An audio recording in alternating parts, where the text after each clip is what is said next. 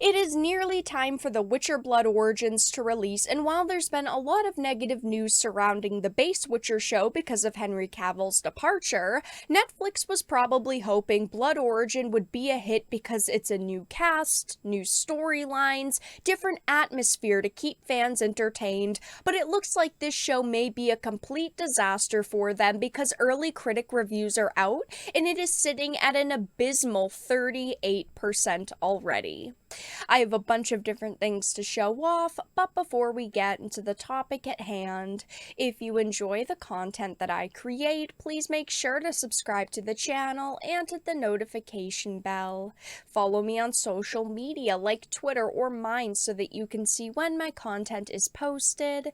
And of course, if you do really enjoy the videos and the live streams that I create, please consider becoming a Dark Titan via Patreon for just $1 a month, or support the channel via YouTube memberships.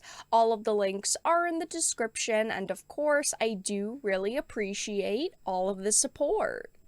So as you can see on Rotten Tomatoes, it is sitting at a 38% critic score. Now, it's super important to point out that critics and users don't always agree. Sometimes critics rate something super high and users low, or vice versa, and we don't have both scores to go on yet, but people haven't been excited for this, and for weeks people have been threatening to boycott it over the Henry Cavill news. So there is a chance that fans will love it, but people might also hate it as much as critics have, and I honestly just don't think that people are going to enjoy this show based on the things that critics are already saying and based on the footage that we have already seen.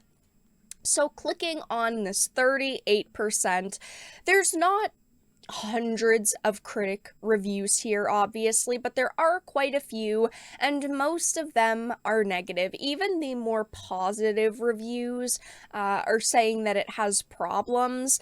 Now, I love The Witcher. I have always said this. I always will say this. The video games are amazing. The books are amazing. Unfortunately, the shows, though, have definitely been lacking. The base show, season 1 and season 2, while I liked them and I thought that they did capture The Witcher in some ways, I just felt like a lot of the show was off. Unfortunately, I felt like they didn't nail everything that they could have. I do think that most of the actors were pretty solid, but a lot of the writing wasn't great. The pacing was really off for both seasons, and of course, it didn't really follow the canon. It did stray away in a lot of areas, and unfortunately, it did leave hardcore Witcher fans very underwhelmed. Now, I've always said that I think the show could get better if they hired the right people for it, but unfortunately, we have heard behind the scenes, they're not hiring people that really love this property. The writers and the showrunners apparently hated the source material. They actively wanted to work against it, and with Blood Origin coming out, it definitely feels like that is the truth, because a lot of the people working on the base show are actually working on this series as well, and this series really isn't as canon as the original one. I was really worried about this show initially because they only made it since it's practically a blank slate for them. Yes, the events are canon, but all the dialogue is new, most of the characters are new, all of the storylines themselves are new, so these showrunners and writers could do basically whatever the hell they wanted, and judging, again, by the first Witcher series, these people can't actually capture what makes The Witcher so good when they're creating original content and characters. But reading some of these reviews, they are not looking good. Original scores: 2 out of 5, a C, a 5.7 out of 10, 7 out of 10, 3 out of 5, 6.9 out of 10. As you can see, they're not looking too good. So the first review is a positive. It says Netflix's The Witcher Blood Origin tries to imagine the continent as it has never been seen before, but it forgets the importance of world building right off the bat. Even though it's a more positive review because it's not a rotten, it's still negative. C, without the anchor that keeps the franchise grounded, it really is just a fantasy story without any of the things that make The Witcher special. We didn't really know what they were going to do with the show because, again, it's not like it was based on one book and they were trying to retell the book and bringing those characters and storylines into it. They had a blank slate, and they could have made this amazing if they really stuck to the source material and they really thought about what makes The Witcher special. And it just seems like when they were given the opportunity to do whatever they wanted, they couldn't nail it with this show. It says, with largely flat performances, tacky-looking visual effects, even tackier-looking sets, and a risable script, it's more like Battle Beyond the Stars meets Hawk the Slayer. And then another review says there's very little here that must be seen if you're a fan of The Witcher, and there's nothing that would hook someone who hasn't checked out the show already.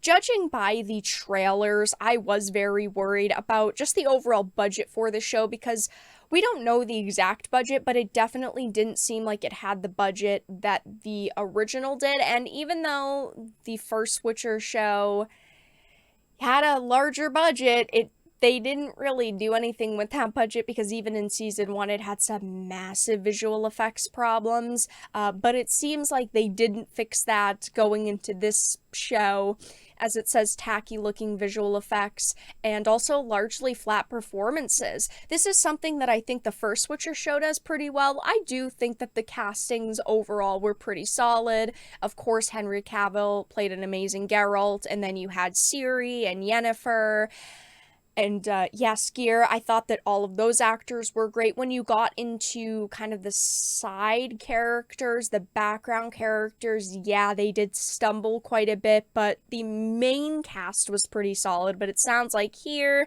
the main cast is pretty bad. But I didn't expect much for this show, and a lot of other people didn't either. After the news that Henry Cavill was leaving The Witcher, people told Netflix, hey, listen, I'm done with The Witcher. I'm not going to be watching season 3. I'm not going to be watching season 4 when he's gone, and I'm not going to support your Blood Origin show. And all of the trailers for this series have gotten ratioed online. As you can see, this one went up 2 weeks ago, 1.4 million views, 26,000 likes, but 148,000 dislikes. And if you look at the comments, it's all people either trolling Netflix or just talking about how disappointed they are with this series and what they've done to these characters, because of course their marketing for this Witcher Blood Origin show is, you know, taking place 1200 years before the time of Geralt, Yennefer, Ciri. They're trying to bank on that popularity of the first show, and honestly I think that the first show's popularity is going to go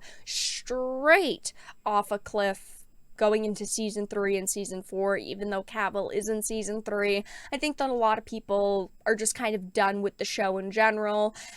As a Witcher fan, I have said this from the beginning, even though I thought the show had some decent qualities to it, play the video games, read the novels. They are amazing. They are the superior way to consume Witcher content. The games are fantastic. Books are fantastic.